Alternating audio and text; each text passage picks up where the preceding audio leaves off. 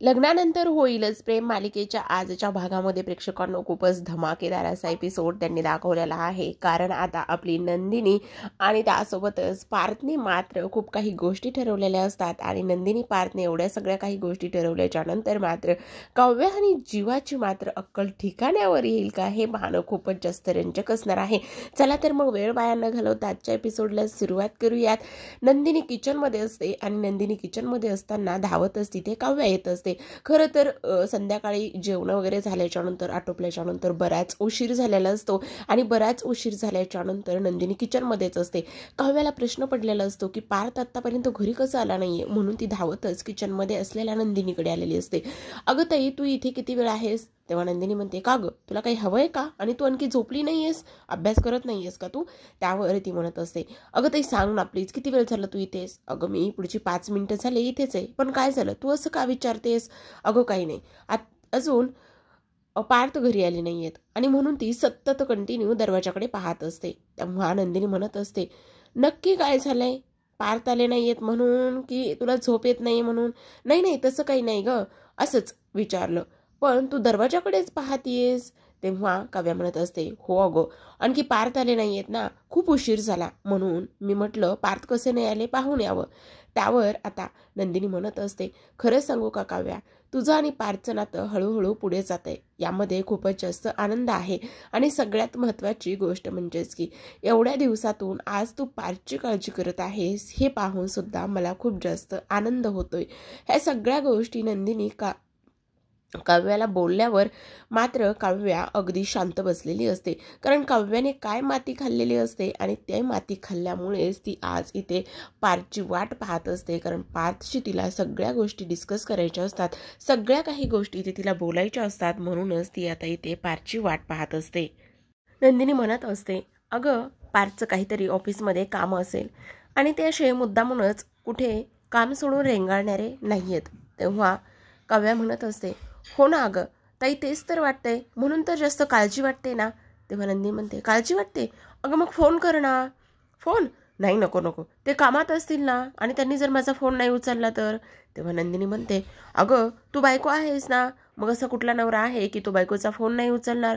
पण ताई नको ना गं, कामात असल्यावर त्यांना डिस्टर्ब करायला मला आवडणार नाही आणि त्यामुळे फोन नाही करत मी. पण त्यापेक्षा तर एक काम करू का, मी मानिनी काकूंना जाऊन विचारू का की तुम्हाला पार्थबद्दल काही कळलंय का, किंवा तुम्हाला त्यांनी पार्थनी फोन करून सांगितलंय का? पण नाही नाही, नको, ते सुद्धा नकोच. जर मी मानिनी काकूंना विचारायला गेले आणि त्या उगाचच काळजीत पडतील, त्यापेक्षा मी इथेच त्यांची वाट पाहते. तेव्हा नंदिनी म्हणत असते, अगं काव्या, काय चाललंय नेमकं? तू अशी आता इथेच घुटमळत पार्थची वाट पाहणार आहेस का? अगं मी कुठे वाट पाहते? आणि तेव्हा नंदिनी म्हणते, वाट नाही पाहत मग काळजी करतेस ना. त्यावर काव्या म्हणत असते, काळजी? छे छे, नाही ग, काळजी कुठे करते मी. आणि तेव्हा नंदिनी म्हणत असते, मग काव्या काय चाललंय तुझं? सर्व काही ठीक आहे ना? पण आता मात्र इथे नंदिनीला काव्याची काळजी पाहून खूपच छान वाटत असतं आणि तेव्हा तिच्या चेहऱ्यावर पार्थबद्दल असणारी काळजी स्पष्ट तिला दिसत असते. आणि तेव्हा नंदिनी म्हणत असते, बरं ठीक आहे, तू आता मग इथे नाही थांबणार ना, मग खोलीत जाऊन तर बस. आणि अगं नाही नाही, मी म्हटलं मी खोलीत जाऊन तरी काय करणार आहे, तशी मला झोप येत नाहीये, म्हणून म्हटलं ठीक आहे, इथे पार्कची मी वाटच पाहत बसते. त्यावर पुन्हा नंदिनी म्हणत असते, अगं पण काव्या, तुझं चाललंय काय ते तरी एकदा सांगशील का मला?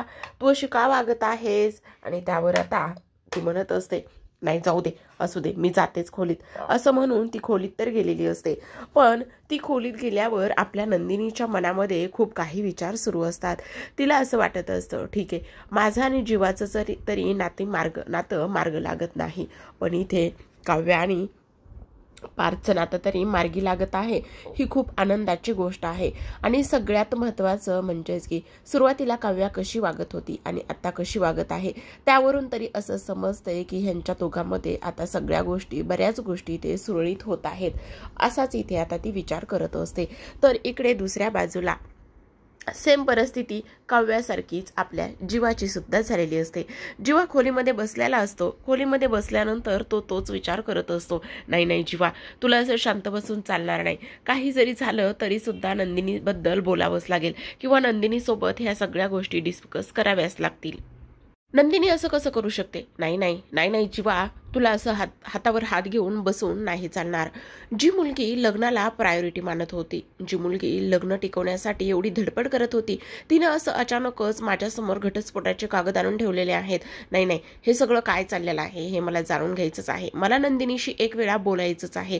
जी मुलगी म्हटली होती की मी लग्न टिकवण्यासाठी काहीही करेल, ज्या मुलीनं हे सगळं सांगितलं होतं मी लग्न टिकवण्यासाठी प्राणपणाला लावेल आणि जोपर्यंत जीवा माझ्या सोबत आहे तोपर्यंत, किंवा जोपर्यंत जीवा मला स्वतःहून घटस्फोट देत नाही तोपर्यंत मी घटस्फोट घेणार नाही, ह्या सगळ्या गोष्टी तिने सर्वांसमोर सांगितल्या होत्या. आणि ह्या सगळ्या गोष्टी तिने सर्वांसमोर सांगून सुद्धा ती आता ह्या पद्धतीने कशी काय रिॲक्ट झालेली आहे? नाही नाही, तिचा डिसिजन नेमका का असा तिने घेतलेला आहे, ह्या सगळ्या गोष्टी मला जाणून घ्याव्याच लागतील. आणि तरी सुद्धा काही जरी झालं तरी सुद्धा नंदिनीसारखी एवढी हुशार, समजदार आणि त्यासोबत एवढी शांत मुलगी ह्या टोकाला जाईल असं मला कधीच वाटलं नव्हतं. नाही, मला नंदिनीशी बोलायचंच आहे, आजच मी तिच्याशी बोलणार आहे. पण ही आहे कुठे असं तो म्हणत असतो. तर इकडे आता दुसऱ्या बाजूला खूप उशीर झालेला असतो आणि खूप उशीर झाल्यानंतर नंदिनी हॉलमध्ये असते आणि तेवढ्यातच पार्थसुद्धा खूप उशिरा घरामध्ये आलेला असतो. नंदिनी एकटीच सोफ्यावर बसलेली असते आणि तिच्यासमोर बुद्धिबळाचा खेळ असतो. पार्थ आल्याबरोबरच नंदिनी म्हणते, अरे तुम्ही आलात, खूप उशीर झाला. त्यावर पार्थ म्हणत असतो, हो मी आलोय खरा, पण बुद्धिबळाचा खेळ एकटाच खेळताय का? त्यावर नंदिनी म्हणते, नाही नाही छे छे, मी नव्हते खेळत, ते आई आणि बाबा खेळत होते. आणि तेव्हाच आता पार्थ म्हणत असतो, पण तुम्ही इथे अशा का बसलेल्या आहात, काही कळेल का मला? नंदिनी म्हणत असते, खेळ तर आपल्या एकट्या बाजूनेच किंवा एका बाजूनेच खेळला जात होता का? तेव्हा पार्थ सुद्धा म्हणत असतात, हो आपण एकट्या बाजूनेच खेळत होतो आणि त्या खेळामध्ये खरंच आपण हारलो आहोत का? नंदिनी म्हणत असते. इकडे काव्या त्याच विचारामध्ये घुटमळत असते. पार्थशी सॉरी बोलवून घेते आणि पार्थने जर मला नाही माफ केलं तर, आणि सॉरी बोलायला काय हरकत आहे, चूक तर माझी झालेलीच आहे. ह्या सगळ्या गोष्टींचा विचार ती करत असताना तिला तिच्या बाबांचे विचार आठवत असतात. जेव्हा ती माहेरी होती तेव्हा ती तिच्या बाबांशी बोलली होती, बाबा खरंच सांगू का, आपल्या माणसांना सॉरी बोललं तर ते माफ करतील का? किंवा आपलंच माणूस आपल्यावर चिडलेलं असेल तर त्याच्याशी कशी माफी मागावी? त्यावर तिच्या बाबांनी तिला एक गोष्ट सांगितली होती, हे बघ काव्या, आपल्या माणसांना आपण दुखावलं असेल किंवा आपल्या माणसांशी आपण चुकीचं वागलेलं असेल तर बिनधास्त सॉरी म्हणून टाकायचं. तेव्हा काव्या म्हणत असते, पण ती माणसं आपल्याला माफ करतीलच असं कशावरून? त्यावर तिचे बाबा म्हणतात, हो नक्कीच माफ करतील, कारण जी माणसं आपली असतात आणि ज्या माणसांना आपलं मन कळतं, नातं टिकवायचं असतं, ती माणसं आपल्याला नक्कीच माफ करतात आणि नक्कीच विरघळतात. ही गोष्ट तू कायम लक्षात ठेव. त्यावर काव्या म्हणत असते, बाबा खरंच माझं चुकलंय आणि त्यावर मी नक्कीच सॉरी म्हणेन आणि माफी सुद्धा मागेल, असं काव्या इथे तिच्या बाबांना बोललेलं असते. आणि हे सगळ्या गोष्टी तिला आता इथे आठवत असतात, कारण तिने पार्थ बरोबर ज्या काही गोष्टी चुकीच्या केलेल्या होत्या आणि पार्थ एवढे दुखावलेले असल्यामुळे आता तिला त्यांना सॉरी म्हणायचं असतं आणि म्हणूनच ती आता हा सगळा काही प्रयत्न करत असते, हा सगळा काही घाट ती इथे घालत असते. तर नंदिनी पार्थला म्हणत असते, पार्थ तुम्ही सांगितलं होतं मला, कितीही जरी काही झालं तरी सुद्धा पार्थ आणि जीवानी काव्याला घटस्फोट द्यायचा नाही. काहीही असो, त्यांनी कितीही आपल्या मागे लागलं की आम्हाला घटस्फोट हवाय, आम्हाला घटस्फोट हवाय, आम्हाला या नात्यामध्ये अडकून राहायचं नाहीये, तरी सुद्धा आपण त्यांना घटस्फोट द्यायचा नाही. त्या बॉम्बपासून त्यांचं लक्ष त्या कंदील रूपी आकाश कंदिलाकडे वळवायचं आणि जेणेकरून ते त्या दिवाळीच्या प्रेमात पडतील. पण खरं सांगू, असं काहीच झालं नाहीये. आपण खूप प्रयत्न केला, तुम्ही म्हटले होते नाही, आणि ते सगळं इथे पार्थला सुद्धा आठवत असतं, कशा पद्धतीने त्याने नंदिनीला सांगितलं होतं की काही जरी झालं तरी सुद्धा काव्या आणि जीवाचं लक्ष त्या बॉम्बपासून आपण त्या कंदील रूपी आकाश कंदिलाकडे वळवायचं आणि त्यांच्याकडे एकदा का वळवलं तर त्या दिवाळीच्या ते नक्कीच प्रेमात पडतील, असं नंदिनी पार्थला बोलत असते.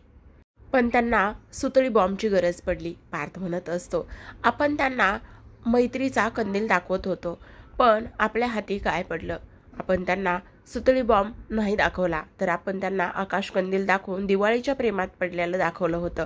पण त्यांना ही गरज पडलीच नाही, तर त्यांना फक्त आणि फक्त सुतळी बॉम्बचीच गरज पडलेली आहे. आपण आशेचा किरण त्यांना दाखवला, आपण आशेची मैत्री त्यांच्यासोबत जोडण्याचा प्रयत्न केला, पण आपल्या हाती काय लागलं तर ती फक्त आणि फक्त निराशाच लागली. ह्या सगळ्या गोष्टी इथे पार्थ नंदिनीला सांगत असतो. आणि तेवढ्यातच आता इथे नंदिनी म्हणत असते, काल मी जीवाला घटस्फोटाचे कागद दिले.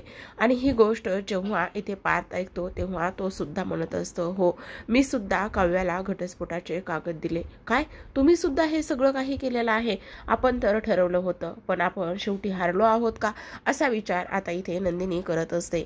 पार्थ सुद्धा म्हणत असतो, मी सुद्धा काव्याच्या समोर घटस्फोटाचे कागद ठेवले. त्यावर नंदिनी म्हणत असते, हे सगळं काय चाललंय? आपण करतोय ते योग्य करतोय का? आणि त्यामुळे आपलीच माणसं दुखावणार आहेत का? हे सगळं आपण करायचा निर्णय घेतलेला आहे. त्यावर पार्थ म्हणत असतो, मी खूप विचार केला, आपण ठरवलं होतं काही जरी झालं तरी सुद्धा घटस्फोटाच्या निर्णयापर्यंत जाऊन पोहोचायचं नाही, पण शेवटी ती वेळ आलेलीच आहे. खरं सांगायला गेलं तर आता सावित्रीबाई म्हणाल्या होत्या की सोयरीक तर होऊ शकते, पण लग्न होणं कठीण आहे. मोहिते आणि त्यासोबतच इथे देशमुखांमध्ये सोयरीक तर जुळलेली आहे, पण सोयरीक जुळून हे लग्न टिकणार नाही हे मात्र तेवढंच खरं आहे. मग हा एका महिन्यांचा खेळ तरी आपण का आणि कशासाठी खेळलेलो आहोत? पार्थला तिने हा प्रश्न विचारलेला असतो. आणि तेव्हा पार्थला हा प्रश्न तिने विचारल्याच्या नंतर पार्थ म्हणत असतो, हे सगळं खूप जास्त कठीण होऊन बसलेलं आहे, पण तुम्ही नका काळजी करू. पण आता नंदिनी म्हणत असते, पण हे सगळं काही आपल्या फॅमिलीला जर समजलं तर? पण खरं सांगू पार्थ, माझ्या मनामध्ये सतत राहून राहून तोच विचार येत आहे, जर हे सगळं काही आपल्या कुटुंबाला कळलं तर त्यांच्यावर काय परिणाम होईल, किंवा आपल्या कुटुंबामध्ये ह्या सगळ्या गोष्टी जर समजल्या तर काय परिणाम होईल, असे इथे नंदिनी बोलत असते. लग्न जरी दोन मुला आणि मुलीमध्ये होत असलं तरी सुद्धा ह्या लग्नामुळे दोन कुटुंब जोडले जातात, आणि त्यामुळे आपली दोन्ही कुटुंब इथे दुःखी होतील का? त्यांच्यावर आपल्या ह्या नात्यांचा काही परिणाम होईल का? त्यावर पार्थ म्हणत असतो, मी जेव्हा त्या घटस्फोटाच्या कागदावर सह्या करायला घेतल्या होत्या तेव्हा माझ्यासुद्धा मनामध्ये तोच विचार आला होता. मी सुद्धा तोच विचार इथे केला होता, आणि की सगळ्यात जास्त इथे कोणाला त्रास होईल तर सगळ्यात जास्त सुरुवातीला मला आईचा विचार आला. कारण आईला जर कळलं की आता माझ्या दोन्ही सुद्धा मुलांचे घटस्फोट होत आहे तेव्हा तिला काय वाटेल, आणि ती ह्या लग्नाबद्दल खूप जास्त अटॅच आहे. आणि त्यासोबत सर्वात महत्त्वाचं म्हणजेच की माझी आई खूपच जास्त इमोशनल सुद्धा आहे. ह्या सगळ्या गोष्टी तो इथे बोलत असतो. पण नका काळजी करू. पण आता नंदिनी बोलत असते, पण एका महिन्यामध्ये किंवा आता आपण हे घटस्फोटाचे कागद त्यांना दिलेत तर ह्या 7 दिवसामध्ये ते त्यांचा निर्णय बदलतील का? तेव्हा पार्थ म्हणत असतो, ते काय करतील हे जर आपल्याला समजलं असतं तर आपण हा निर्णय घेतलाच असता का? आणि जात असतो झोपण्यासाठी. त्यावर आता तो जाताना नंदिनीला म्हणत असतो, सोफ्यावर झोपू नका, रूममध्ये जाऊन झोपा, आणि एवढ्या उशिरा इथे थांबायची काहीच गरज नाही. तेव्हा नंदिनी सुद्धा पार्थला म्हणत असते, पण एक गोष्ट सांगू का, काव्या झोपण्याची वाट पाहत होतात म्हणूनच ऑफिसमधून उशिरा आलात ना, ती झोपेपर्यंत तुम्हाला ऑफिसमधून यायचं नव्हतं ना. ही गोष्ट नंदिनीच्या तोंडातून ऐकल्याच्या नंतर पार्थला कळत असतं, खरंच आम्ही दोघं एकमेकांसाठी किती अनुरूप होतो, आणि हे सगळं ह्या पद्धतीने होऊन बसलंय. आता मात्र इकडे नंदिनी तिथे सोफ्यावर बसलेली असते, आणि सोफ्यावर बसल्याच्या नंतर तिला तो बुद्धिबळाचा खेळ आठवतो. आणि बुद्धिबळाचा खेळ आठवल्याच्या नंतर मात्र तिला इथे मानिनीचं बोलणं सुद्धा आठवलेलं असतं. मानिनी म्हणत असते, वजीर जर खेळातून बाहेर पडला तर खेळ सुरू राहू शकतो, पण एक गोष्ट लक्षात ठेव, राजाच ह्या बुद्धिबळाच्या खेळातून बाहेर पडला तर मग मात्र खेळ सुरू राहू शकत नाही. ही गोष्ट इथे मानिनीने नंदिनीला सांगितलेली असते, आणि नंदिनीला ती गोष्ट इथे आठवत असते. आणि ती गोष्ट आठवल्याच्या नंतर आता तिला काय करायचं आणि काय नाही ह्या गोष्टीचं सुद्धा आता इथे व्यवस्थित लक्षात आलेलंच असतं. आता पार्थ तर खोलीमध्ये निघून गेलेला असतो, नंदिनी सुद्धा आता खोलीमध्ये जाणार असते. तर आता जेव्हा पार्थ खोलीमध्ये जातो तेव्हा मुद्दामच काव्या जागी असते. उगाचच पुस्तकं चाळत ती इथे बसलेली असते. अभ्यास तर काहीच करत नसते, पण फक्त पुस्तकं चाळण्याचं काम करत असते. आणि जेव्हा पार्थ जातो, पार्थ त्याचं सामान ठेवतो, धावतच काव्या अगदीच लहान मुलासारखी पार्थच्या जवळ जाते आणि म्हणत असते, पार्थ आलात तुम्ही? किती उशीर केला, मी तुमची केव्हापासून वाट पाहत होती. मला 5 मिनिटं द्या ना प्लीज, मला तुमच्याशी बोलायचं आहे. त्यावर पार्थ म्हणत असतो की मला तुमच्याशी आत्ता काहीच बोलायचं नाहीये. आणि त्यावर ती म्हणत असते, पण मी तुम्हाला फोन सुद्धा केले होते आणि मी तुम्हाला एक व्हॉइस नोट सुद्धा पाठवली होती, तुम्ही ती पाहिली नाही का? पण पार्थ मात्र काहीच बोलत नसतो. आता नंदिनी इकडे किचनमध्ये येऊन विचार करतच उभी असते. तर पार्थ म्हणत असतो, पण आत्ता बोलण्यासारखं काहीच नाहीये आणि तुम्हाला जर त्याच विषयावर बोलायचं असेल तर मला तो विषय मुळीच काढायचा नाहीये, असं पार्थ आता काव्याला म्हणत असतो.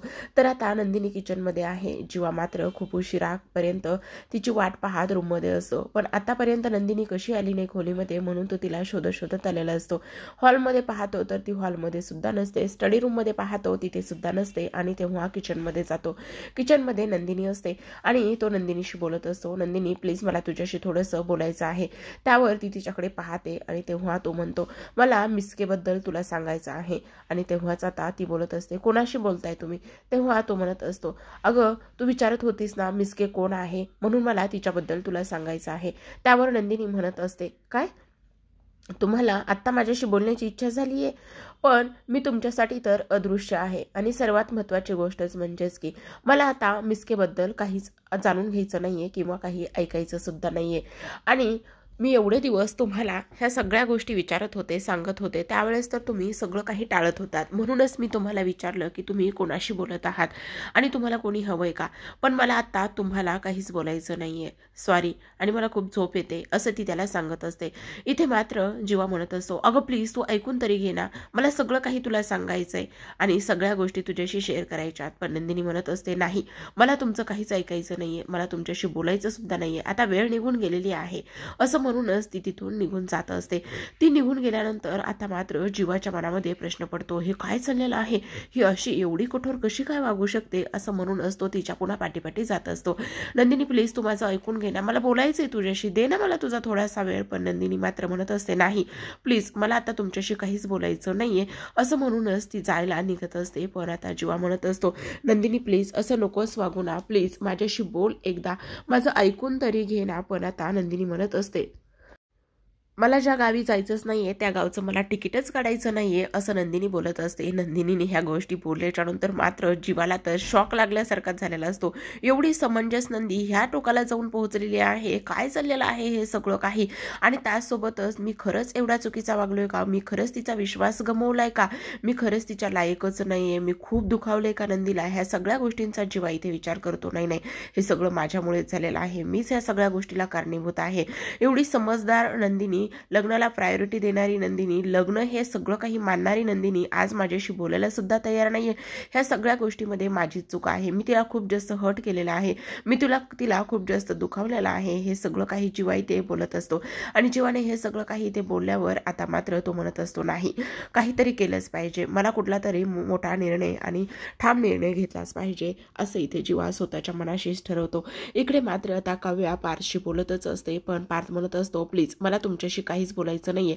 तेव्हा काव्या म्हणत असते, प्लीज तुम्ही माझं एकदा ऐकून तरी घ्या ना, माझा पास्ट तुम्हाला मला सांगायचा आहे. तेव्हा आता तो म्हणत असतो, का तुमचा पास्ट मी का ऐकू, मला नाही इंटरेस्ट काहीच तुमचा पास्ट ऐकण्यासाठी, तुमचं फ्युचर जर माझ्याशी कनेक्ट असेल तर मी तुमचा पास्ट ऐकेल, असं म्हटल्याच्या नंतर मात्र काव्याला खूपच मोठा धक्का बसतो. कारण तिचं फ्युचर तर पार्थ सोबत नसतं, मग ती तरी सुद्धा पार्थ सोबत ह्या सगळ्या गोष्टी बोलायला जाते. चुकल्याबद्दल तिला फक्त स्वारी म्हणायचं असतं, पण फ्युचर मात्र त्याच्यासोबत ती पाहत नसते. पार्थ हे सगळं काही बोलल्यावर तरी सुद्धा काव्या त्याच्या मागे मागेच करत असते.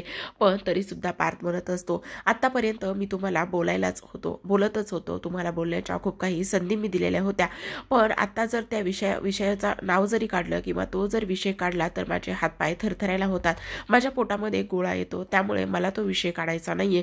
तो विषय सोडून तुम्ही जर कुठल्याही दुसऱ्या विषयावर बोलणार असाल तर तुम्ही माझ्याशी बोलू शकता प्लीज, पण मला त्या विषयाशी काहीच निगडीत बोलायचं नाहीये. तेव्हा काव्या म्हणत असते प्लीज पार्थ माझं ऐकून तरी घ्या, पण पार्थ म्हणत असतो नाही मला तुमचं काहीच ऐकून घ्यायचं नाहीये, सॉरी. आणि सर्वात महत्त्वाची गोष्ट म्हणजे जर तुमचा फ्युचर माझ्यासोबत निगडीत असेल किंवा तुम्ही माझा फ्युचर माझ्यासोबत पाहत असेल तरच मी तुमचा पास्ट ऐकण्यामध्ये इंटरेस्ट आहे किंवा ऐकू शकतो. आहे का तुमचा फ्युचर माझ्याशी कनेक्ट नाही ना, मग तुम्ही मला तुमचा पास्ट सुद्धा सांगू नका, असं म्हणूनच तो तिथून फ्रेश होण्यासाठी निघून जातो. तो निघून गेल्यावर आता मात्र काव्याची खूपच जास्त धांदल उडालेली असते. तिला कळत नसतं की आता मी नेमकं पारशी कशा पद्धतीने बोलू, काय करू आणि कसं करू. तर प्रेक्षकांनो आता ह्या दोघांनी सुद्धा आतापर्यंत तरी हार मानलेली नसते हे आपल्याला पुढील भागामध्ये इथे जाणून येतच. कारण आता इथे आपला जीवा नंदिनीचं मन राखण्यासाठी जिंकण्यासाठी खूप काही गोष्टी इथे करत असतो. किचनमध्ये जाऊन अक्षरशः तो इथे शेफ झालेला असतो आणि शेफ झाल्याच्या नंतर इथे आता त्याने तिच्यासाठी सुंदर असा पदार्थ बनवलेला असतो, तो असतो सँडविच. पण नंदिनी समोर धरल्याच्या नंतर ती म्हणत असते मी नॉनव्हेज खात नाहीये. तेव्हा जीवा म्हणत असतो मग सांग तू म्हणशील ते आज मी बनवेल तुझ्यासाठी कुठलाही व्हेजमधला पदार्थ.